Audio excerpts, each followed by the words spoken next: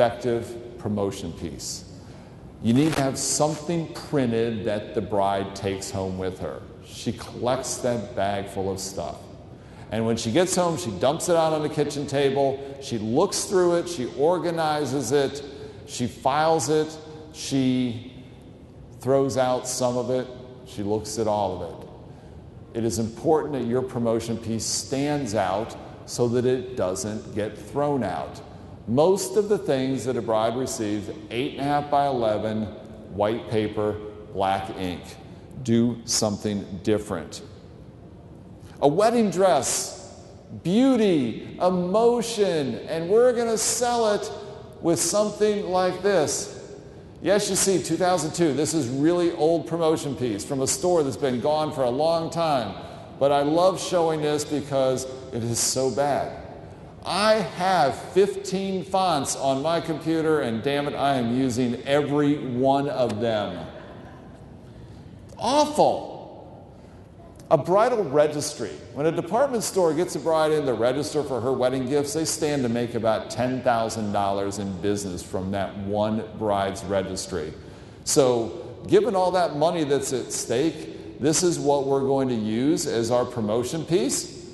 This is you went to Staples and did 4-up postcards on white cardstock, and you know, we're doing our own mailing, so do you really need to tell yourself where the stamp goes, especially when you're going to do a postage meter over it?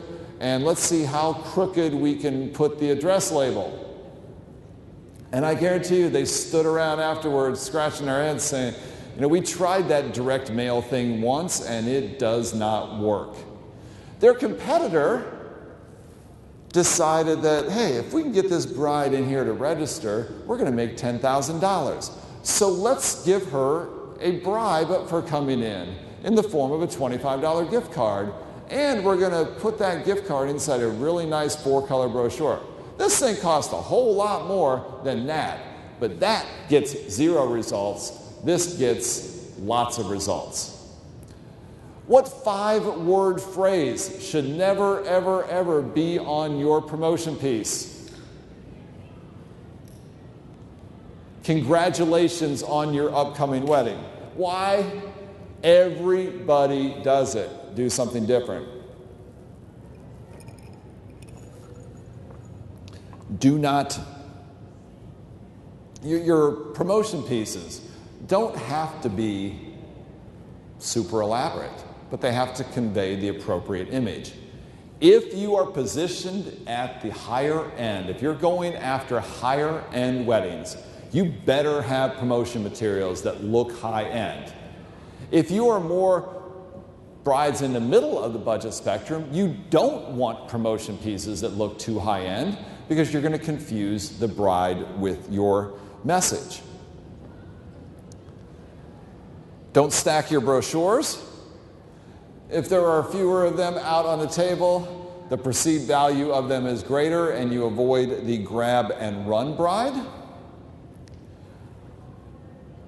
Being a jack of all trades can hurt you when selling to a bride. Now, there is nothing wrong with doing multiple types of businesses. Lots of people do it. Photographers do weddings and they might do babies and they might do food photography or something else. Reception venues do corporate events and meetings and social events and weddings. DJs do weddings and other kinds of stuff. That's fine, but don't market it all together. I want you to have separate marketing materials for weddings, and that means a separate website or at least separate pages on your website.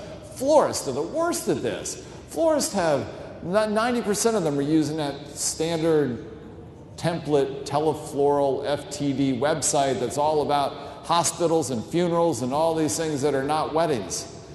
Have a separate website for your wedding business. Don't try to sell everything together. This photographer does bodybuilding photography and wedding photography and sells them both on the same promotion piece, which is why you have the guy in the tighty-whities and the bride and groom on the same postcard.